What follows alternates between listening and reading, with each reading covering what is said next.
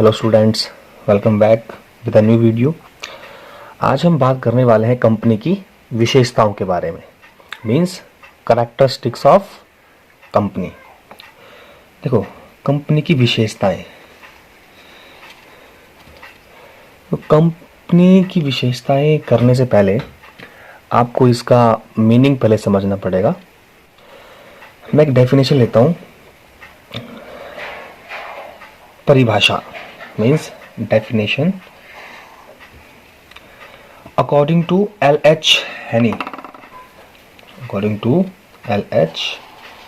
Haney, L.H. Haney क्या कहते हैं कि company is an artificial person created by the law having separate legal entity with a perpetual succession and common seal. Hindi में इसका मतलब कि company is an artificial person. Artificial person, artificial person का मतलब होता है कृत्रिम व्यक्ति। Okay, created by the law, जो लॉ द्वारा सिचुएट हुई हो, इनकॉर्पोरेट हुई हो, मतलब company. Having separate legal entity with a perpetual succession and common seal. अभी ये चीज है क्या, इनको हम पढ़ेंगे आगे। मैंने इनको विशेषताओं में लिखवाया है, इनका अर्थ जो है मैं आपको इन विशेषताओं में कंप्लीट करा दूंगा, समझ आएगा अच्छे से। तो ठीक है, डेफिनेशन हो जाती है कि company is an artificial person created by law having separate legal entity with a perpetual succession and common seal. ठीक है, अब इनकी हम विशेषताओं के ऊपर ध्यान देते हैं, मतलब कैरेक्टरिस्टिक्स। पहली जो विशेषता है, यह एक कृत्रिम व्यक्ति है। देखो, डेफिनेशन मैंने आपको इसलिए लिखवाई है ताकि डेफिनेशन के बेस पे आप विशेषताएं जो है वो निकाल सको। कृत्रिम व्यक्ति का मतलब क्या होता है?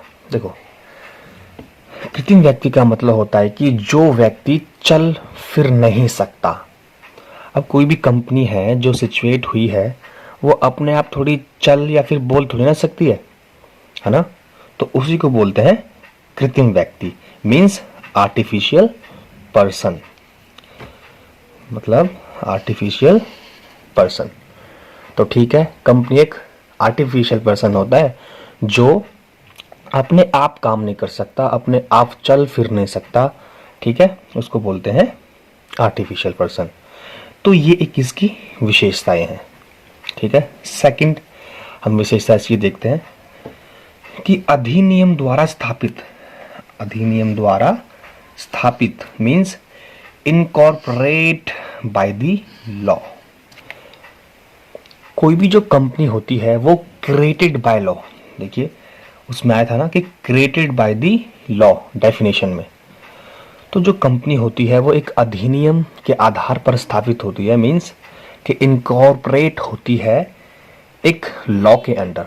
फिलहाल जो हमारे भारत में जो चल रहा है कंपनी अधिनियम 2013 है, मीन्स कंपनी एक्ट 2013 के अकॉर्डिंग हम जो है कंपनी रजिस्टर्ड करा सकते हैं फिलहाल प्रेजेंट टाइम में।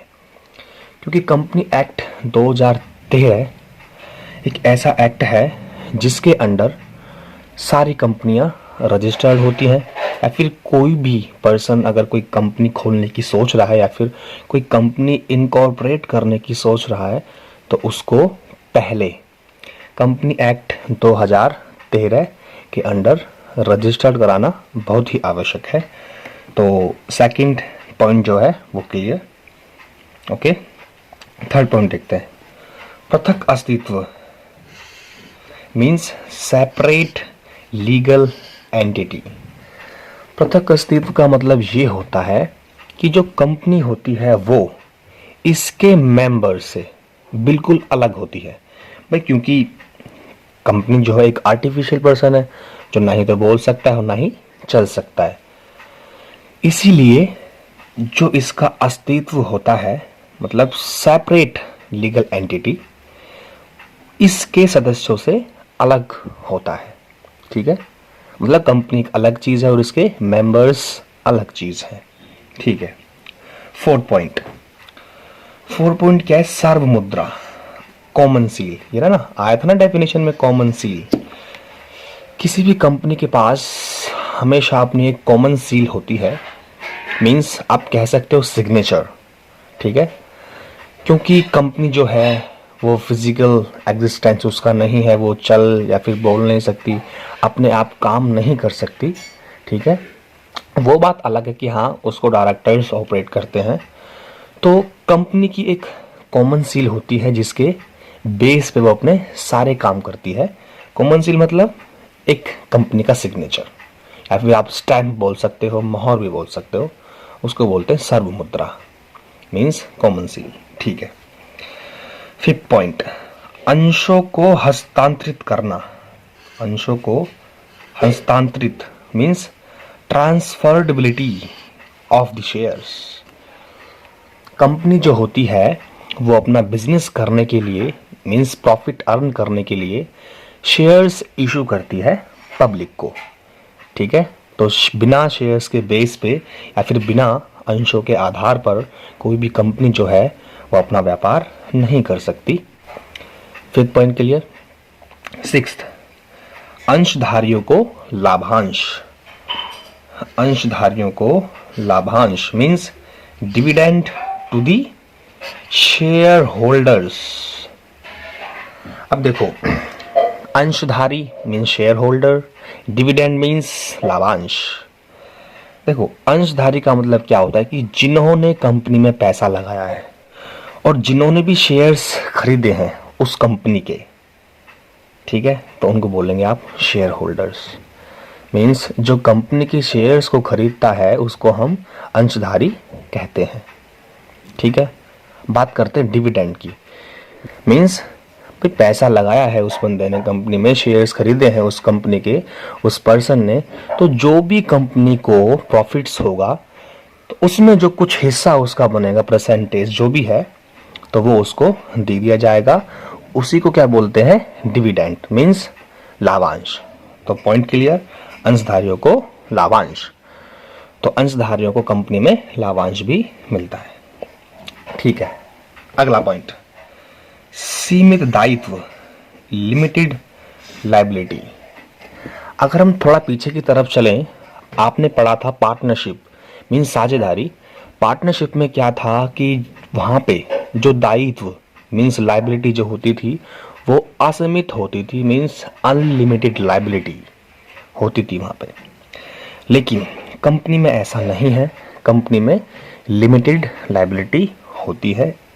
मीन्स कि अगर किसी व्यक्ति के पास कंपनी के शेयर्स हैं और एक शेयर 10 रुपए का है तो उससे सिर्फ 10 रुपए ही लिए जाएंगे। मीन्स कंपनी उस शेयर होल्डर से 10 रुपए ही ले सकती है। तो ऐसा नहीं है कि 10 रुपए के लिए ही उसकी संपत्तियां जो हैं वो छीन ले। तो इसी को बोलते हैं सीमित दायित्व means limited liability. Okay, next point, लोगों का समूह मीन्स ग्रुप ऑफ पीपल। साधारण सी बात है, जब कंपनी में शेयर होल्डर इकट्ठे होंगे तो वो उनका एक ग्रुप ही तो होगा, तो इसीलिए इसको बोलते हैं लोगों का समूह, ठीक है।